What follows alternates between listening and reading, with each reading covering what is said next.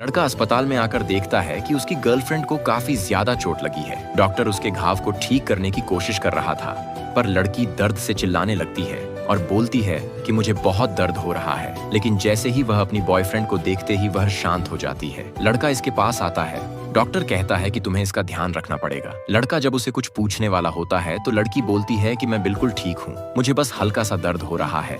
कि तभी यह लड़का काफी इमोशनल होकर अपनी गर्लफ्रेंड को गले लगा लेता है घर पर। जब यह लोग साथ में होते हैं तो काफी मजे करते हैं और बहुत सारी प्यारी प्यारी बातें करते हैं, क्योंकि लड़की की हाल ही में से शादी हुई थी और एक एक्सीडेंट के बाद इन लोगों की नजदीकियां और बढ़ गई थी। दोस्तों, जाने से पहले एक बार सब्सक्राइब जरूर करना।